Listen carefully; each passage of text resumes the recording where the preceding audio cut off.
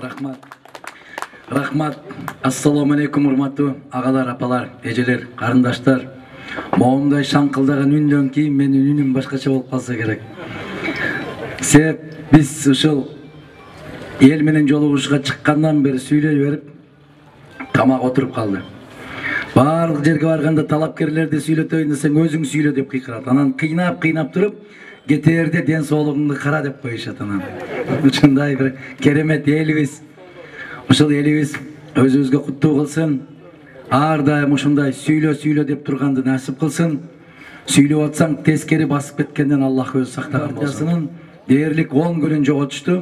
Ар кандай себептер менен БШКсы каттабайм деп, каттабасаң сотко беребиз деп, сотто биз таптаза экенибизди далилдеп, тескерисинче эртеси күнү соттун чечими менен бизди катталбасын деген азаматтардын баары бир атанын балдарындай кол көтөргөнгө биз мажбур кылдык. Бул мажбурду жараткан мен эмес, жараткандын буйругу. Анан сиздер күн түндөбөй колдоп турган, кыйкырып турган, талап кылып турган баатыр болгон эл, бул жеңиш элдин жеңиши. Бул алгачкы жеңишибиз Кудай буйрса. Ушул октябрда кызматтан кеткенмин. Ошол бойдон Ак үйдүн астанасына аттай элекмин. Бирок бардыгы мени азырга чейин депутат деп билет экен. Көп жерге барсаң эле ушундай кылыңыз, мындай кылыңыз деп айтып берет. Сиз мага ким катар айтып атасыз дейм. Десем, сиз ким болсоңуз да баары бир сөзүңүздү угат да дейт. Кыргыздын бийлиги эмес, керек болсо Казакстан, Өзбекстандын, Тажикстандын бийликтери угуп атпайбы дейт. Мына ушул Аллахтын берген чоң байлык ушул.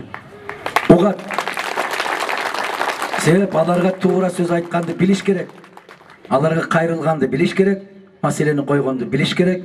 Ага эжекелер бизди ошентип окуткан, ата-энелерибиз тарбия берген, кадырман калайык калк багытын берип ушул жолго салып койгон. Сен кимсиң айланайын? Бир айылыңды басып алып, элди чыгарбайм деп, эл сенин эмне коюңбу? Же тоокторуңбу камап коюп чыгарбай койгондой? Бул намысы жоктук. Бул арсыздык. Бул алсыздык. Бул кемчентойлук. Күчтүү киши болгон болсо, тескерисинче ким? Таанысыңар, каяктан таанысыңар? Москвадан? Мен макул эмесмин, Каймолдун төрагасы. Баракелди. Мына ушул Кубаныч мырза, мен макул эмесмин деген кыймылды ушул Москвада Оразай Нарматова, Мирлан Ураимов, баягы кызыбыз ким эле? Назира Алимова деген. Мына ушул жаш жигиттер, кыздар, мен макул эмесмин деген кыймылды туп көтөрүп кетишти ушул Россияда. Ниетиңиздер менен бизди колдоп келгениңиздерге мен терең ыраазычылыгымды билдирем. Биздин эл 30 жылдан бери эмнелерди гана башынан өткөргөн жок. Могул жерде турган иним ишим жок деп айтып атат. Бирок мен көрүп турам, бул таланттуу, жөндөмдүү, сонун жигит экенин. Анын иши жок эмес, бирок ага иш бере албаткан биздин мамлекетте күнөөнүн бардыгы.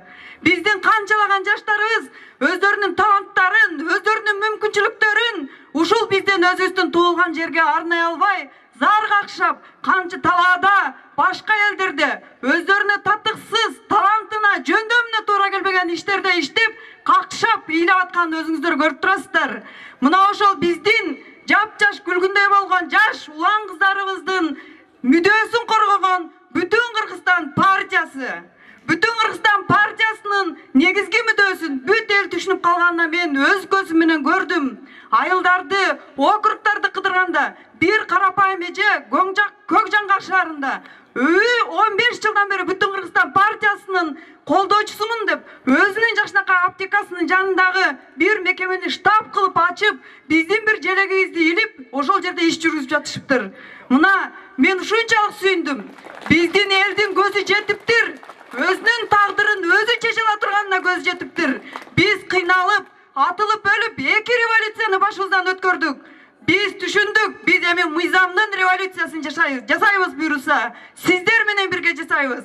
Революциянын мыйзамын биз качан жасайбыз? Мыкты, ушул жерде турган, мына алдыңыздарда турган уул кыздарды, мыкты, жүрөгү таза, колу таза, интеллектиси бийик, профессионал уул кыздарды биз парламентке апарышыбыз керек. Ассаламу алейкум, урматтуу Жалал-Абадтык туугандар.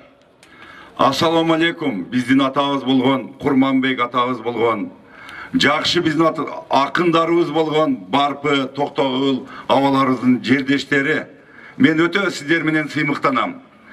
Азыр элибизге эмне жетпейт? Эмне керек? Жыргал жашоо эмес, элибизге чындык, адилеттүүлүк, ынтымактуулук, бийликке тартип, өлкөгө болсо өнүгүү жетпейт. Биз бүтүн Кыргызстан партиясы биринчи кезекте жемкорлорду, уурларды бардыгыны өз жайына коебуз. Акылы дагы ордуна келген жок. Кийимди өзгөртүп, кепканы кийип алса, жаңы партия түздүм десе, эл ошого ишенет дейт. Азыркы эл, биздин элибиз, кылым карыткан элибиз.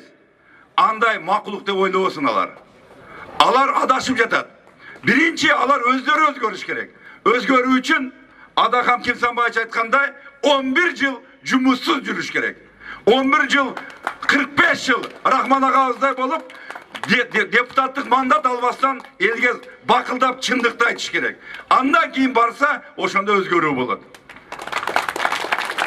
Колдоп, ыйманыбызга келип, буйруса, бүтүн Кыргызстан жеңип чыгып, көпчүлүк добушка келип, биринчи орунду ээлеген болсок, айткан убадаларыбызды жакын арада бардыгын аткарабыз керек. Ошол жигиттер ушул жерде турат, уул кыздарыңар. Бар болуңуздар, аман болуңуздар. Тандооңуздар бүтүн Кыргызстан болсун. Саламатсыздарбы, Жалал Абад шаарынын тургундары.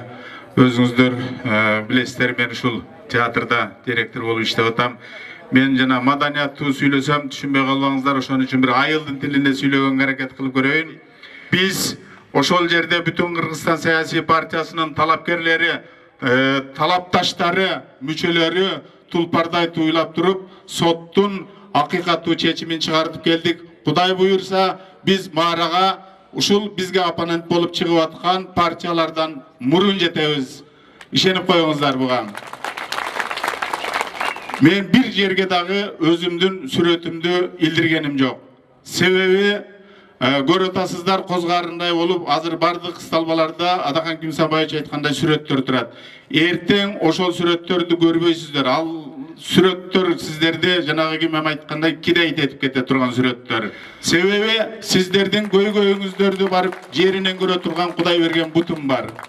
Сиздердин көйгөйүңүздөрдү барып жеринен көрө турган көзүм бар. Сиздердин көйгөйүңүздөрдү уга турган Кудай берген кулагым бар. Ошонун баарын биздин партиянын лидерине жеткире турган Кудай берген тилим бар. Чыркырап барып ошол жерде айтам. Эгерде тилим менен жеткизе албасам, аттуу баштуу аксакалдарды алып барып ошол жерде сиздердин көйгөйүңүздөрдү угузганга мен болгон күч аракетимди жасайм. Мындайча айтканда, мен сиздердин өкүлүңүздөр катары элчилик бир гана депутаттык эмес, элчилик да милдетти аткарам. Бүтүн Кыргызстан саясий партиясын колдоп берүүңүздөрдү сизден суранам. Рахмат. Анын тагдырында бала жок дейт. Сен аралашпа дейт. Келип баягы аялга айтат. Кечирип коесуз дейт. Сиздин тагдырыңызга бала жазылбаптыр дейт. Сиз баласы өтөт экенсиз дейт. Десе, баягы аял ыйлайт дагы, сен дагы жарабайсың дегендей болуп, дагы эле үмүтүн өчүрбөстөн дагы эле ыйлап бата кыла берет, дуа кыла берет. Чын дили менен, жүрөгү менен дуа кыла берет.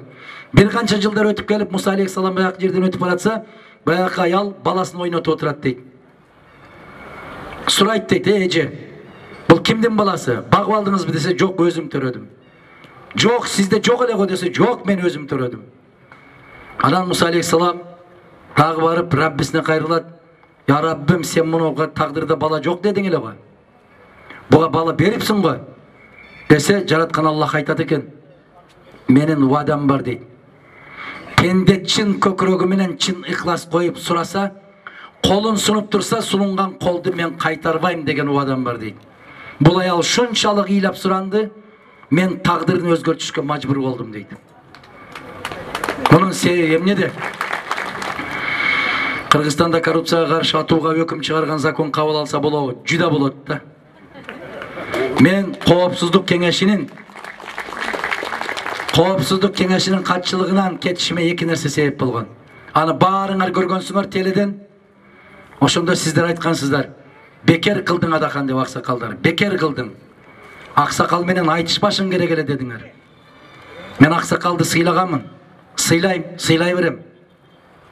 Аксакал деп ошол Курманбек Салишти айтып отурушат. Мен айтып атам ошону. Бирок ким турса дагы мен чындыкты айтышым керек да. Мен өлүм жазасын киргизишибиз керек деп чыктым. Сунуш. Болуш керек өлүм жазасы. 6 жашар балдарды, 6 жашар кыздарды чыркыратып зордоктогон айванды биз багып отурушубуздун кереги жок аны. Ал айван. Аны айван да жасабайт.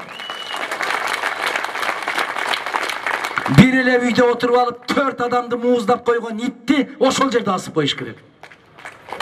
Мамлекеттин казынасына жетим жесир Мунжумаевдин акысыны сыздатып уурдап аткан айвандарды асыш керек. Мен өлүм жазасын киргизет элем. Адам деген же Аллахтан корксун, же адамдын жазган законунан коркуш керек акыр.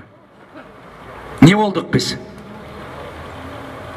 Мына азыр расмий бийликке караганда каралардын бийлиги өкүмзарлык экен. Бул не деген өлкө? Бул не деген мамлекет?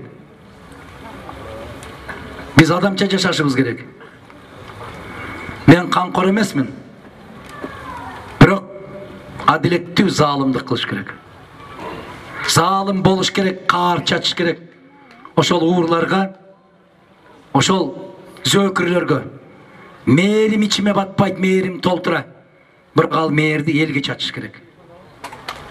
Балдар Москвада колдойт деді. Бүт бала чакан менен агитацияны бир сом албай колдоп келебиз. Себеби бул көп сүйлөйт дейт. Көп сүйлөгөн менен көдөнүндө болбосо, көкүрөгүндө болбосо тил сүйлөбөйт эч качан.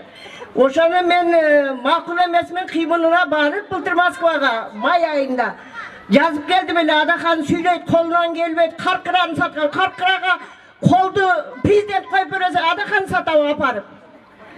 Ушундай сонун балдарыбызды жетелепсин. Сонун балдарга илгери молодой специалист деп үйрөтөт эле. Мына Курсан Асанов, мен көп окуйм Фейсбуктарды. Жанагы Рахман Разыковтар, Ишенбай Кадырбековтар, силер бардыгыңар калла тоголотуп мына жаштарды үйрөткү. Институтты бүткөн бойдон эле барып алып отуруп алышпай билбейт иштекен деп. Билгизгиле. Жаштарыбыз алдыга жылсын. Келиндерибиз кул болуп посудомойка болбосун. Келиндерибиз чоңдордун саунасында проститутка болбосун. Жакшы заман орносун десеңер, бардыгыңар бүтүн Кыргызстан. Адаханга Алла Таала мына бүгүн нур жан берди. Адаханга şu sayapkeri жакшы экен. О, нар жактагы Масалиев болобу, өзүнүн атасы болобу, же өзүнүн эмгегиби кына ушуга патаны бергиле, көтөргүлө билекти. Алла Таалам берсин тилекти. Тилегиңер кабыл болсун, muratыңар асыл болсун, жөрткөндө жолуңар болсун. Анан айын депутаттарым бардығын жолуң сүдүр болсун. Бу Адахандын аттанган байгеден чыкканына Алла Таалам ушу бүгүн жан берди, нур берди.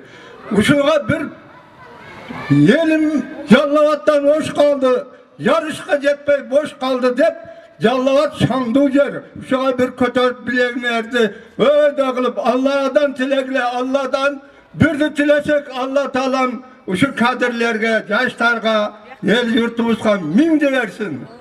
Рахмат. Amin. Көтөргүлө билекти. Алла Таалам берсин тилекти. Баарыбызга бирди тилесе Алла Таалам миңди берсин. Эл тынч болсун, журт тынч болсун. Ошонун катарында бир ушул партиябызга, балдарыбызга тынчылык болсун. Амин. Чоң рахмат. Жалпы ушул ак бата менен бүтүн